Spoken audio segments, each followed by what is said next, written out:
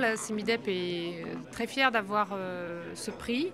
Nous sommes une petite équipe assez dynamique et c'est vrai que ça récompense beaucoup d'efforts, aussi bien au niveau du montage de l'opération qui a été assez compliqué et plutôt innovant puisque mixer du logement étudiant et du logement pour jeunes travailleurs, ça ne s'était pas vraiment fait jusqu'à présent. On a d'autres projets en cours sur la Seine-Saint-Denis. On a des projets de réhabilitation de patrimoine social. C'est aussi une des spécificités de l'agence, de réhabiliter tous ces ensembles années 70 qui nous ont été légués, donc qui sont maintenant des vraies passoires thermiques et en plus qui ont des problèmes de fonctionnement assez conséquents. Donc on a en effet pas mal de projets sur la Seine-Saint-Denis de réhabilitation de patrimoine. Et on est très content d'être primé aujourd'hui, surtout sur l'aspect développement durable. C'est quand même maintenant une des clés de tous nos projets. Comment on prend en compte, je dirais, à la fois les besoins des habitants, des élus, comment on arrive à faire ce cocktail pour sortir quelque chose de cohérent?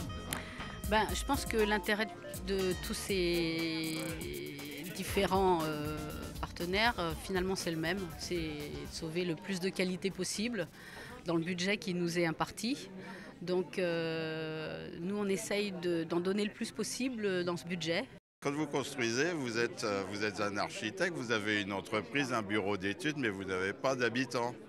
Alors qu'ici, dans ce qu'on fait, vous avez à gérer la présence des habitants et des habitants qui ont leurs habitudes et à qui il faut proposer mieux que ce qu'ils ont. Parce que si c'est pour uniquement les ennuyer et qu'ils se retrouvent avec des installations saccagées, c'est pas intéressant.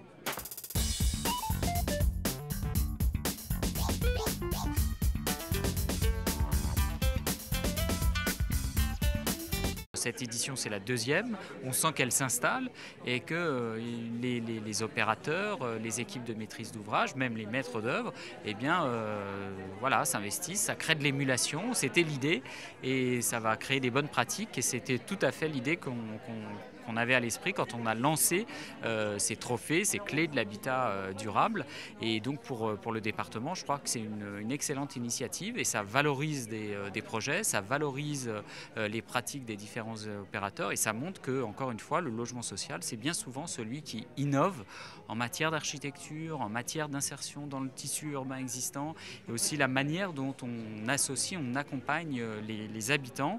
Et puis aussi un dernier point au cœur de ce projet, c'est la question du développement durable et donc des performances à la fois énergétiques pour les futurs occupants et ce que va permettre ces nouvelles habitations.